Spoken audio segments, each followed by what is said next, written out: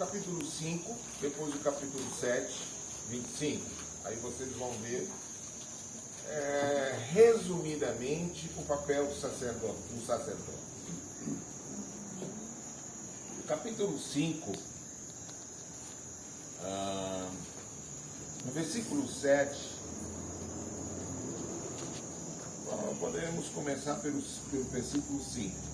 Assim também Cristo, a si mesmo não se glorificou para se tornar sumo sacerdote, que ela falou desse papel do sacerdote, é o papel do sumo sacerdote. Então, o sumo sacerdote tinha a função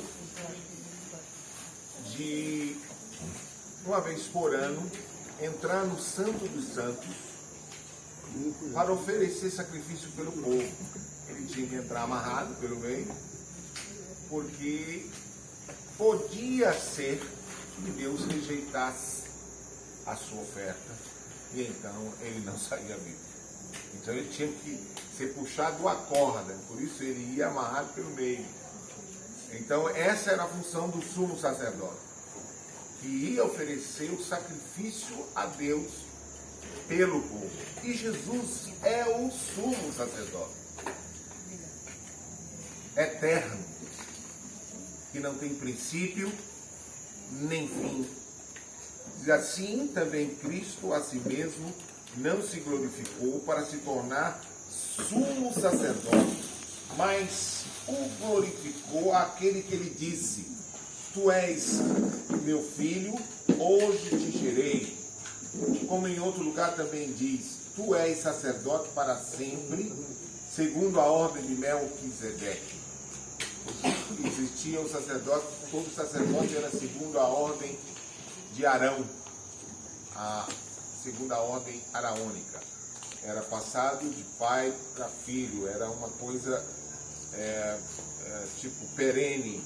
Jesus não é segundo a ordem de Arão, ele é segundo a ordem de Melquisedeque. Isso aí já é um assunto que merece atenção, porque é preciso estudar as escrituras. Ele é da ordem de Melquisedeque. Melquisedeque não teve princípio nem fim. É de uma outra ordem, porque Abraão entregou o seu dízimo a um sacerdote. Quem era o sacerdote? Melquisedeque. Quem era Melquisedeque? Não tinha princípio nem fim. Isso representava Jesus. E Jesus é o nosso sumo sacerdote. Olha só, versículo 7. Ele, Jesus, nos dias da sua carne, tendo oferecido com forte clamor e lágrimas, orações e súplicas a quem podia livrar da morte, e tendo sido ouvido por causa da sua piedade, embora sendo filho, aprendeu a obediência pelas coisas que sofreu, e tendo sido aperfeiçoado, tornou-se autor da salvação eterna para todos os que lhes obedecem, tendo sido nomeado por Deus sumo sacerdote segundo a ordem de Melquisedeque. Vocês conseguem perceber a função de Jesus nesse momento como autor da salvação, como intercessor, e como ele, nos dias da sua carne, ofereceu forte clamor e lágrimas. Agora, no capítulo 7 de Hebreus, no versículo 25, olha a função desse sumo sacerdote.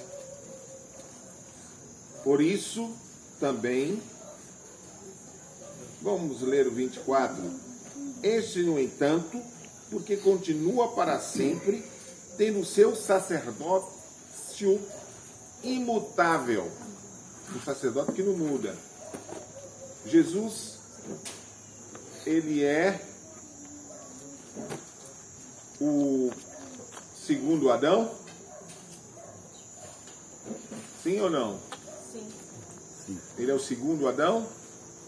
Não. Não. Ele é o último Adão.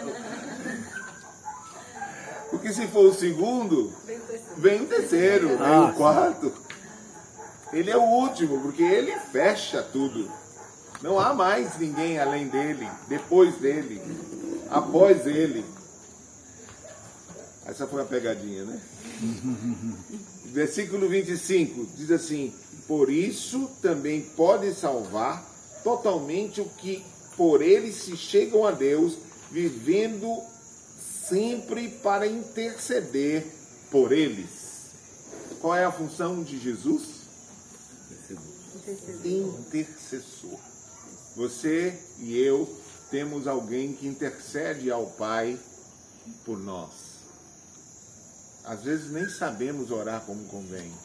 Há momentos que nós nem sabemos como colocar isso diante de Deus.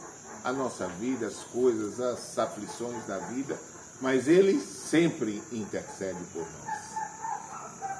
Esta é a função, mas essa é a função dele como sumo sacerdote. E nós somos reino sacerdotal, onde é que está isso? 1 Pedro 2:9. Alguém que achar, pode ler. 1 Pedro 2:9. Alguém achou? É o texto conhecidíssimo, né?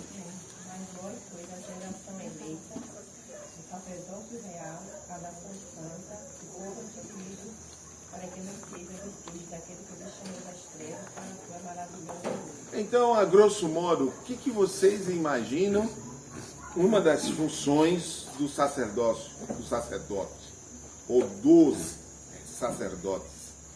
E nós somos um reino sacerdotal, um reino de sacerdotes e sacerdotisas. Me diga uma coisa, qual é a função deste reino sacerdotal? O que é que nós temos que fazer? Uma das funções que você imagina que a igreja tem a fazer nesse momento: proclamar o reino. E depois de proclamar o reino, só proclamar o reino? Interceder, clamar, orar. A vida de oração da igreja é um serviço. Ao orar para a igreja, interceder, é um serviço que nós manifestamos ao mundo diante de Deus. Paulo diz que as que verdadeiramente são viúvas, que vivem para orar dia e noite, elas têm uma função. Eu não tenho nada que fazer, eu não sei o que fazer no meio da igreja. Interceder, por exemplo. Qual é a minha função? O que eu devo fazer no meio da igreja? Eu não sei fazer nada. Então você tem tarefa, muitas tarefas. Você tem proclamação, você tem intercessão. Você percebe que Jesus vive para interceder por nós. Então, desde o Velho Testamento ao Novo Testamento, muitos momentos de crise, de guerra, de calamidade, de fome, Deus mostrou o seu auxílio através da oração da igreja. Muitas vezes em situações difíceis, nações inteiras passando dificuldade, a igreja se pôs a orar e Deus se manifestou. Sempre com humilhação, rogo. Eu gostaria de que vocês prestassem atenção a alguns textos que nós vamos ler.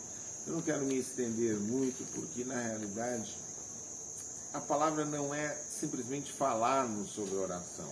A palavra é desafiarmos a igreja a entrar nesse projeto de intercessão nesse ano. Esse ano nós gostaríamos que fosse um ano diferente, um ano em que nós nos colocássemos diante de Deus claramente em oração por nossa nação e pela igreja no Brasil. Estamos falando da igreja no Brasil porque nós estamos aqui e temos pensado e analisado que alguma coisa Deus quer se mover nessa nação e nós precisamos estar atentos a isso. Eu creio que esse momento também é um momento de uma oração diferente. Todos nós temos uma vida pessoal de oração. Cada cristão tem sua vida de oração. Se não tem, é estranho.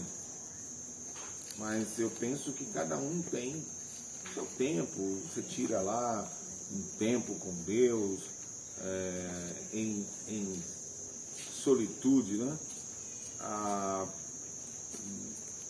Com certeza, todos nós sentimos a necessidade de solitude. Solitude não é solidão. Solitude é quando você tira tempo a sós com Deus.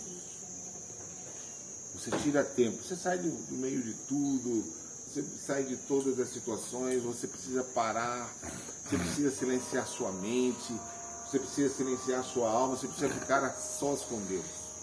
Se uma hora, se um dia, se vários dias, eu não sei. Mas todos nós sentimos essa necessidade. E todos nós temos, em algum momento, uma experiência de solitude. Eu estava muito agoniado e eu precisei estar a sós com Deus. É uma experiência fantástica, não é? Jesus disse assim: entra no teu quarto, fecha a tua porta e o Pai que vem em secreto te recompensará. Nem sempre a recompensa é aquela resposta